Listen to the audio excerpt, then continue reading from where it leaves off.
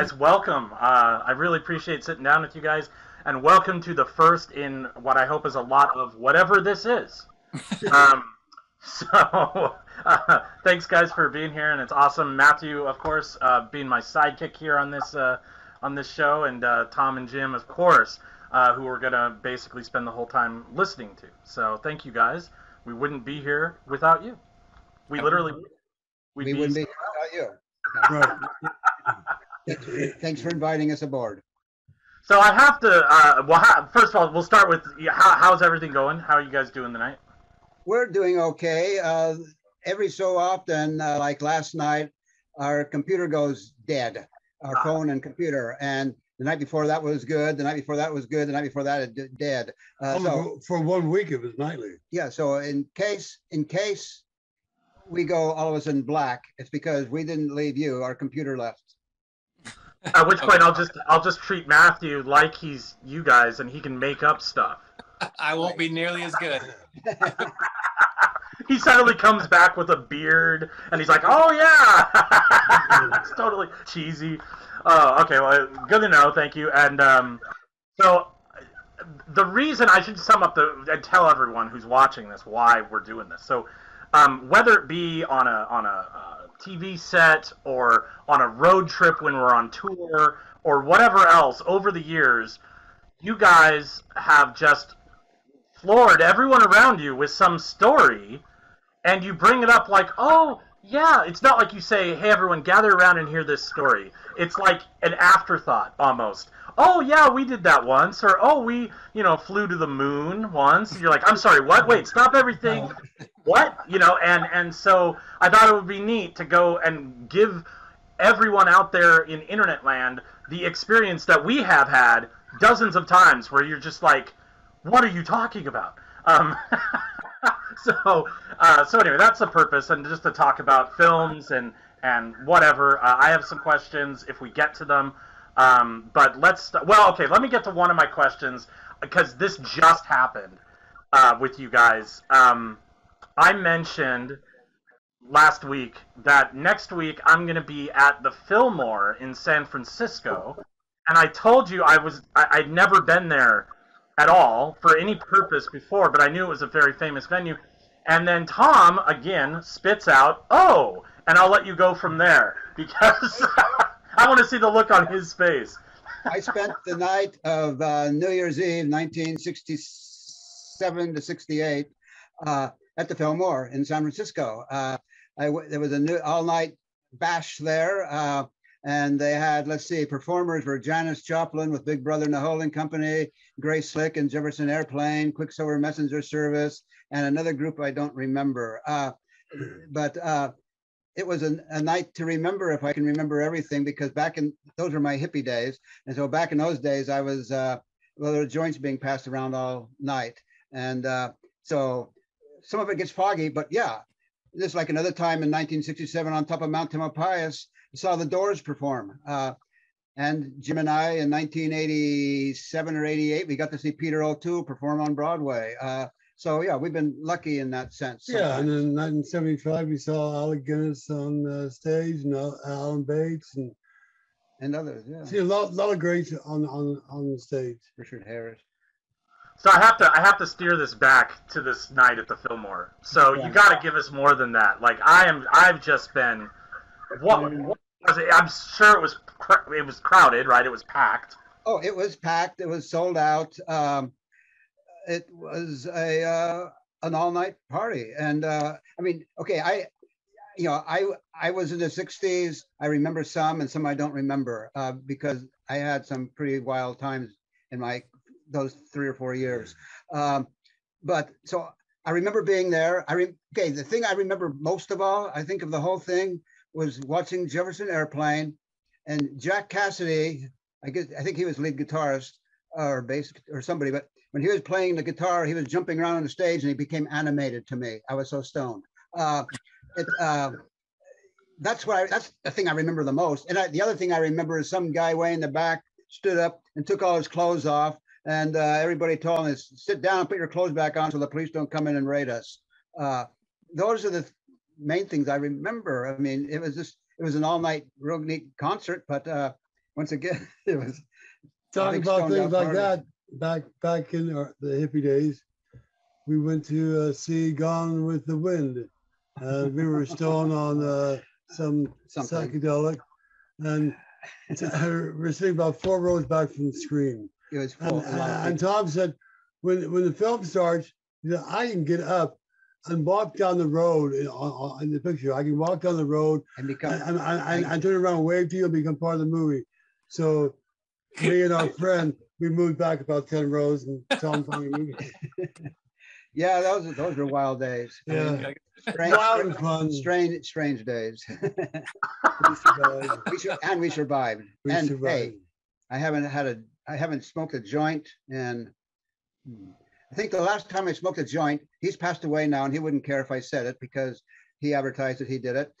Jeremy Slate, he was an actor that worked with John Wayne and Elvis Presley and all kinds of people in movies. He became a very close friend of ours. But at his 70th birthday party is the last time I smoked a joint, and that would be 1996 or 1997 Up in Sausalito. up in Sausalito. So I've been a good boy ever since then. So you guys, Tom, you guys said that you had some funny stories, and so I'll just let you go with that. What do you guys want to chat about? Okay, you tell that funny story with Gene Evans and Jackie Elam. Yeah. Okay, first, wait. We knew a bunch of actors because we wrote a book where we interviewed 100, 200 actors almost. One thing is most people of your generation won't, unless you watch the old movies. I know Jeff likes some of the old movies, but most of them, their names probably won't mean anything to you, but these guys had like 50-year careers in the movies. So 2 of them were Gene Evans and Jackie Elam, and Jim can tell that story. yeah, I'm gonna tell a story, but I'll show you A picture of them. the picture. Here's that's Jackie. Jack Elam. Wow. He did a lot of westerns, and then he moved over into Comedy. parts when he got older. He was. Does he have a long nose in that picture? Wait, what? Does he have a long nose in that picture? I'm not seeing it clear. No, he had a glass eye. He had a glass eye that. Oh, okay, maybe that's what I saw. And this picture of the 2 of them, and they used to like playing jokes on each other a lot. And on this picture, Gene Evans writes, "Tom, I don't believe I'd buy a car from this guy." Best Gene Evans. And Jack Elam wrote, "Evans, this country ain't big enough for the both of us."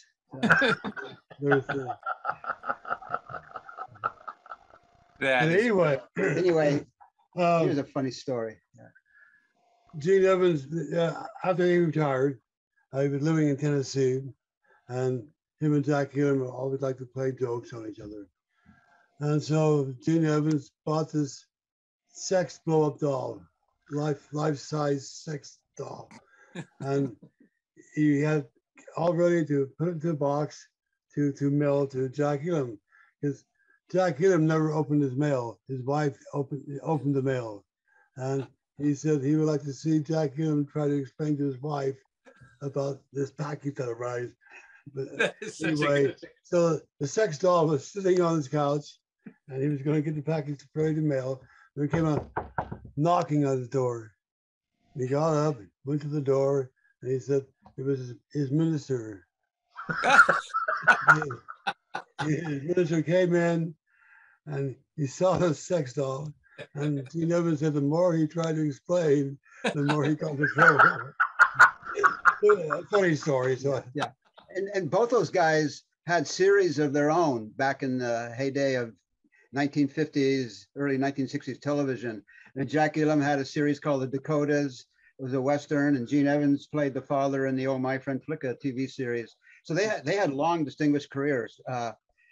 Names today people might not remember, but Jack Elam ended up being in films like later when he turned to comedy, Support Your Local Sheriff with James Garner, which was a popular show back in maybe before you guys were born. I don't know. Most of what you're gonna say is before we were born, I'm guessing.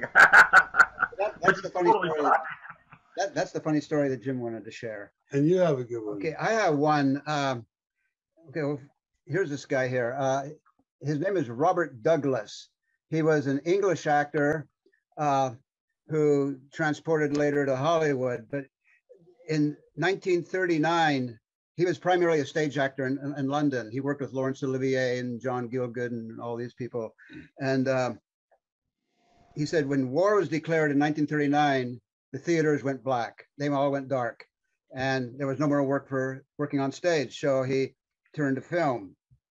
And he was asked, there was an English production and German production company that were going to go in together to make a film about the first people that climbed to the top of the Matterhorn in Switzerland. And they asked Robert Douglas if he would like to do the part. So he went to the Matterhorn in Switzerland, and he said that no stuntmen, they trained you for 3 weeks before you had to start the climb. He said they ended up going all the way to the top of the Matterhorn and making the movie. I said, were there any nets or anything used? Nope. He said one of his good friends, the cameraman, the ledge broke underneath him and he fell to his death. Another crew member died during the making. But the interesting thing of the story was he was one of the only English speaking people there. Most of the people there were German. And, war had been declared, but they weren't really, I guess, I don't know if England was really, in Germany were quite fighting each other yet or not. But the producer from the German company came onto the set there, and he did not like Robert Douglas. And they would get into it because he would tell Robert Douglas, he said, "You English people, we're going to conquer you. You're going to be a prisoner in a Nazi camp," and all this. And he said they had a really bad time. But finally, the movie got over, and flip ahead 10 years, 12 years later, I think in 1950, Robert Douglas is living in America now. He's making films over here, and he used to act opposite Errol Flynn and all those guys. He even told me if I turn off the tape recorder, he'll tell me some Errol Flynn stories, but not to never repeat them to anybody.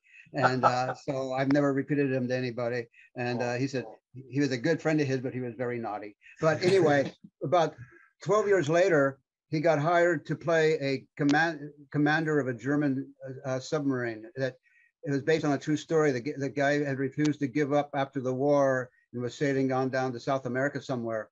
And the director told Robert that he had a German fellow that he knew that would help him with the accent.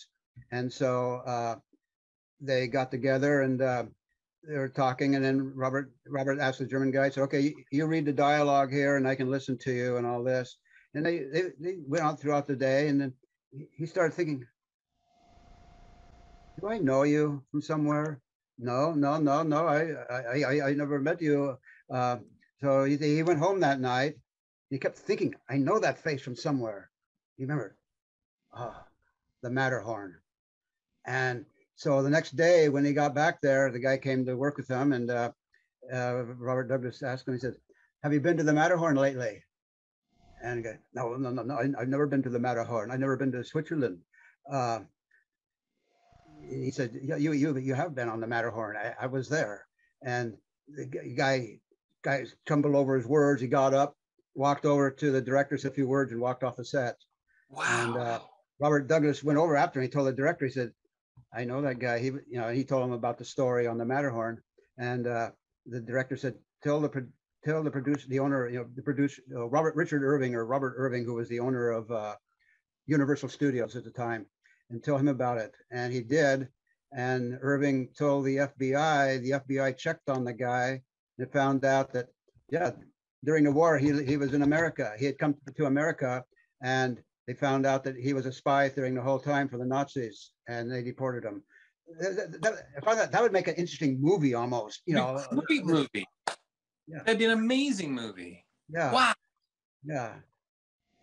Boy, I'm amazed by that. Thank you for sharing that. Yeah. So some of the stories we got from these people were about their careers, in their films they did, and this and that and the other, and about their growing up and how they got interested. But you got some interesting little side stories like that too, that people shared. There's quite a few. So that, yeah.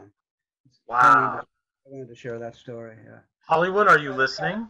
Are you listening, Hollywood? That is Just one day, we walked into a video store In Capitola. in Capitola, and saw this actor, Walter Reed, there. We didn't say anything. We always had this idea of writing a book But we didn't know how. about the people's lives. But And we didn't know how we were going to go about it. Meet any of the people. So we thought, okay, we'll give him a call. If he says yes to an interview, we'll go ahead with the book. He says no, we'll cancel out. And he said yes. He said yes. And he gave us names. He gave us a guy named Denver Pyle. I mean, you guys are old enough or young enough to probably remember Dukes of Hazzard. Denver Pyle played Uncle Jesse on the Dukes of Hazzard. He gave us his phone number. Denver gave us Jack Elam's phone number, and it kind of spread from there. And we ended up interviewing 4 books, 160 actors. And then we did another book where we interviewed 39 former child actors from, what's that lady's name? That like the dolls? Jane Withers, who was kind of the rival, I won't say rival, but she was 20th Century Fox's Jane Withers. I mean, Shirley Temple to MGM Shirley Temple. I mean, she was really popular. So these actors that we interviewed, they go back as far back as into the silent days. I mean, the guy that was in Captain Calamity, he was in silent movies all the way up to playing Zorro's father on the Disney TV series. And but they had long careers. I guess probably people from your generation, the one actor you might, I mean, I know you, Scott, that's who I'm thinking of. Jeff and Matthew, you'll know who I'm talking about. Scott Wilson, he was Herschel Green on Walking Dead. And so some people from the younger generation would probably remember him. David Warner, who was in the new Mary Poppins movie, he goes way back. The new Mary Poppins movie about 10 years ago, but most of them are now passed on, but most of them had long distinguished careers, even though the name, that's what, when we first published this book, we published them ourselves, and they called them Stories Behind the Faces, because people would recognize the faces, but they wouldn't necessarily recognize the names. Now that Bear Manor publishers published it, it's called Encyclopedia Feature Players of Hollywood. Okay. And is it available like on Amazon? It's available on Amazon. On Amazon. Yeah. There's 3 volumes on Amazon, the 3 volumes. They charge. The child actor book is Growing Up on the Set. Bob McFarlane. And that, And they're available on Amazon. You guys think there's 4 books that you've written all together? Well, when we published them ourselves, there were four to the feature player book, and then the one Growing Up on the Set. When Bear Manor did, Growing Up on a Set was published by McFarlane Publishing, and then the feature players ones were put into 3 volumes, all the same. Well, we took one person out because he was in our Growing Up on the Set book, and we put another person in. Our self-published books had a bunch of photos. Yeah, our self-published book had more photos than the Bear Manor Publishing one. They didn't allow as many. When we published them ourselves, we could do exactly what we wanted. What you wanted, yeah. Growing Up on the Set book, they didn't want us to say that much about what became of them after their careers were over, and I thought that was kind of not good. But but they're still really good. You know, they're good books, and people have said that, you know, even if you don't know who the people are, even if you're not interested in acting, it's a history of a whole lost time era. Yep. In the way of life with a lot of people. Yeah, and the way a guy named Jeff Corey, he got blacklisted during the McCarthy era and all that, but he was able to come back after. But his description of where he lived at when he grew up in New York, in the little tree-lined road, his description was just so beautiful, the way he put it. Yeah. Anyway, yes. You have questions for us? I do, but I'm just sitting here. We watched House of Wax today with Vincent Price. Oh yeah.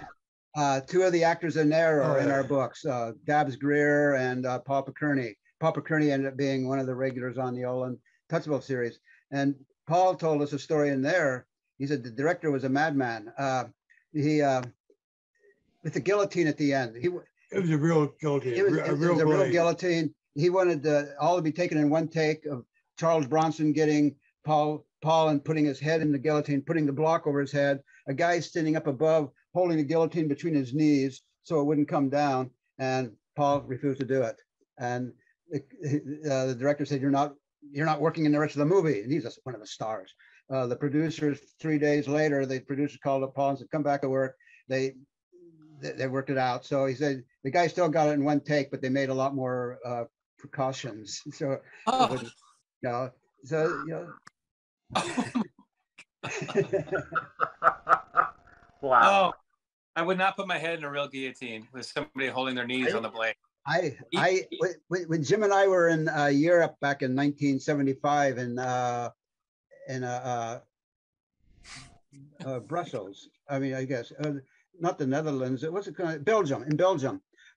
We went to an old museum with a guillotine and nobody else was in the room. So I had Jim, I got down, put my head down here and had Jim take a picture of it. Of course, the guillotine was tight. The blade was tied up above. It wasn't a padlock or something. It wasn't going to come down. Yeah.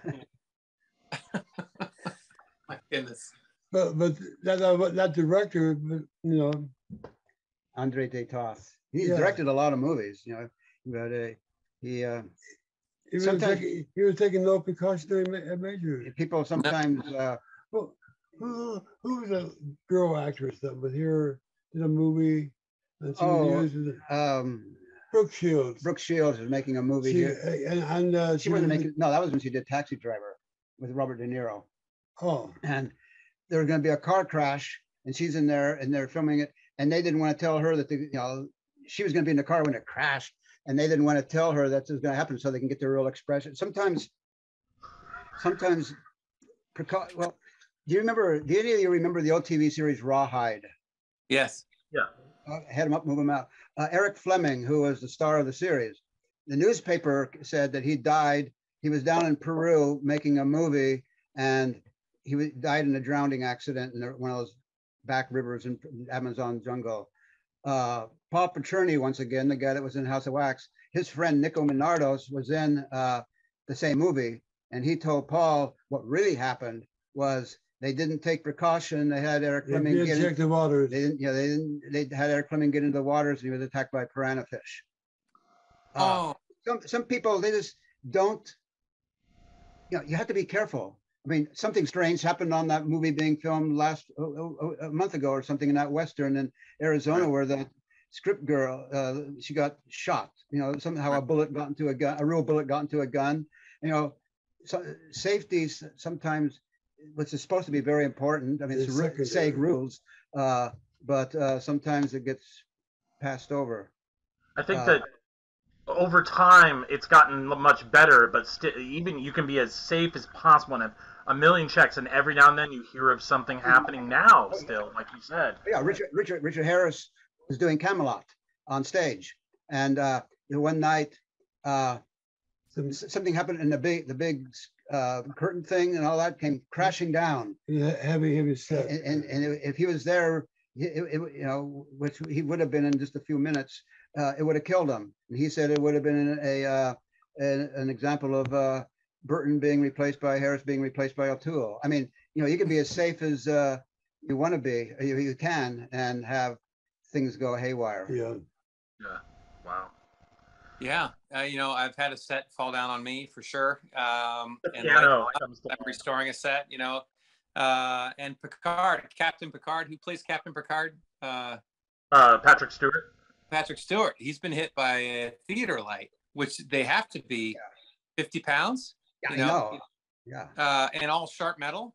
And obviously his bald head is what makes him his money. And like you can't have a scar down down the yeah, right.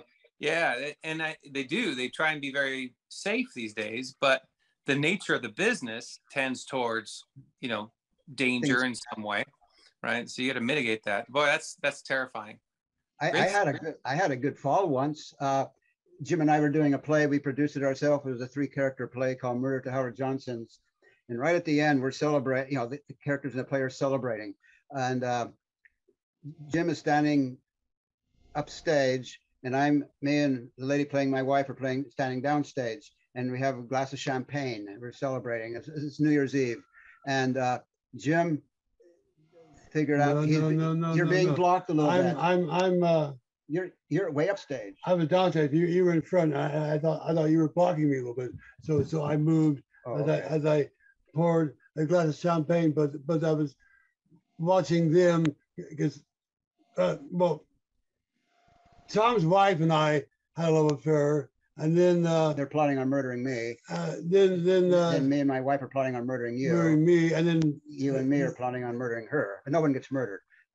so anyway, I'm seeing Tom and his wife getting back together again, and so as I pour my glass of champagne, I'm looking at them and missing the glass, on purpose. But, Well, he, but I he had moved. moved He from moved. the spot I used to normally was in. And so, and then all of a sudden, something happens, and we have to go. I go running back to the window to say, I forget what I do. I close the window. Jim goes running over to the door, whatever. Anyway, I stepped right where he spilled the champagne on the floor. I went up and down. The guy in the sound booth said he heard me The crash. lights way were up there. dark, but The glass, it yeah, banged. lights go black, and you hear the big bang, and then we come out for the curtain call. Luckily, I didn't get hurt, but that things can happen. So you turned your show into a slip and slide right at the end. Did the audience think that was intentional? Did they think that was a bit of slapstick? I don't know. The guy in the sound back in the sound booth thought that, he heard the crash. He thought I got probably really hurt. Yeah. I don't know. I didn't act like I didn't. When I got up and we went on sound stage, I didn't.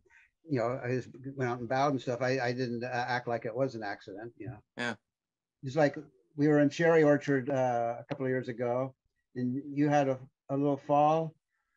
As I was going to the stairs, going up some stairs, and got to the top and I fell.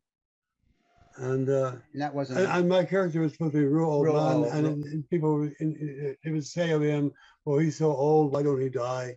And so when I fell, I kind of looked up, and one of the actors were sitting right there, and I kind of looked at her, and I make it the character. I must be getting old, Yeah. And The director came running backstage after. but people thought it was. But they thought it was part of the play, So you just stay in character. You stay in character. Yeah. Wow. I mentioned this, and I have to finish this story because otherwise people who watch this will wonder what I was talking about. So just real quick to tell you guys, the two of you don't know about this, but we were in the theater one day, and there was a grand piano, and Matthew, on his own, just decided he wanted to move the piano. So, so he moves this piano, so he starts to roll it. Unbeknownst to him and all of us, the leg on the piano was completely detached, and it was just resting on it. Some genius took the piano leg off and then put it back in, just resting there. And so he moves it, and it's like a Jenga board coming out, and the leg just goes away. And suddenly he jumps and grabs this grand piano, and you just hear from the corner of the theater, "Guys?" Little help? Matthew single-handedly holding this grand piano up. I'm like, I'll just move this over a foot. The leg falls out, and people are like, yeah, and it's all dark, so nobody knows that I'm holding up a grand piano all by myself. People are walking by with things that would help, like a piano leg shaped piece of wood, and I'm like, I'll never forget, just the tone of voice was just like, guys, help. It's easy to laugh at now. right. You're laughing at it now. Right. At the time, I was panicked. I thought I was going to ruin like a $12,000 grand piano. I'm barely holding on. I don't work out at all. I click a mouse for a living, so I have no. Oh gosh. Okay, so I guess we're pretty much out of time. So we'll get to other questions next time, and there will be one. I had a lot of fun, and I hope you guys did too. Oh yeah. I enjoyed it. It Yeah. was as well what Gene Evans told us after we interviewed him. He said it was relatively painless.